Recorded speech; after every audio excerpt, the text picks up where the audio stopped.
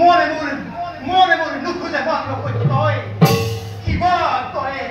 পুত্ৰ মোৰ অনিৰুদ্ধে কয় লৌঘৰে আবৃত সত্য আছিল মাত্ৰ এটি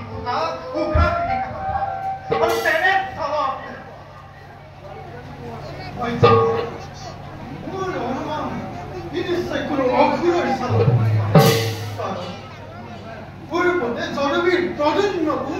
সংগৰে হৰণ কৰিব ভাগৰ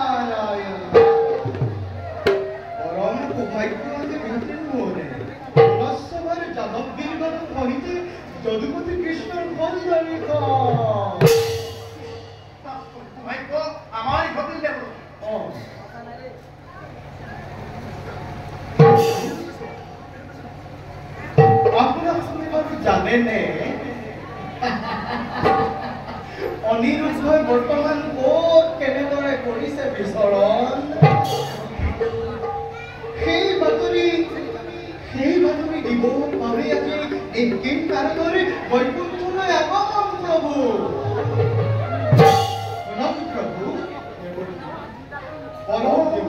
পৰম প্ৰেম পাশত আবদ্ধ হৈ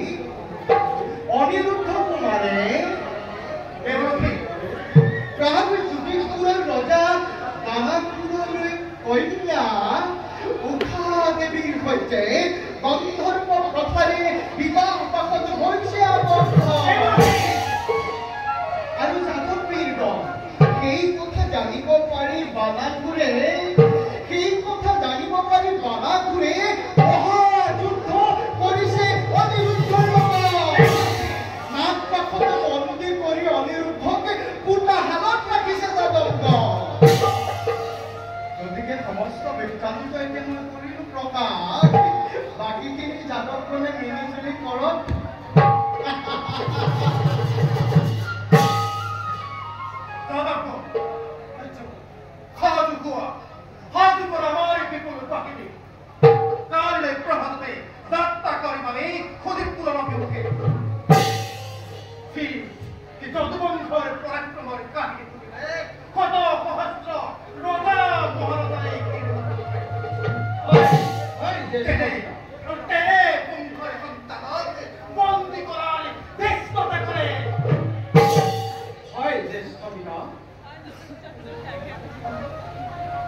এই পাখণ্ড মানৱ এনে শিক্ষা দিব লাগে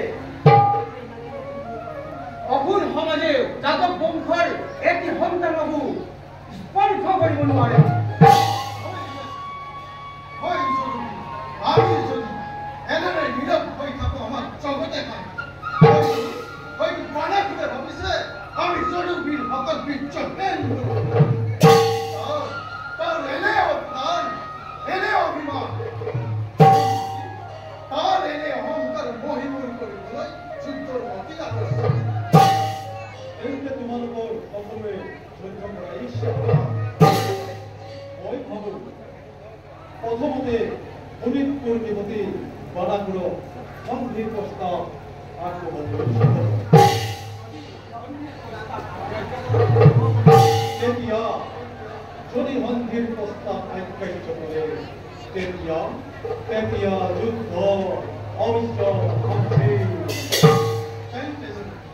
আমি এতিয়া কি কৰাম আমি এতিয়া সকলোৱে যুদ্ধৰ মাজেৰে অহস্তে অস্ত্ৰ হস্তে হাঁচি কাশি হন প্ৰথমে শান্তি তাৰ পাছতে বড় যাও এতিয়া যুদ্ধৰ বাবে সংগ্ৰহ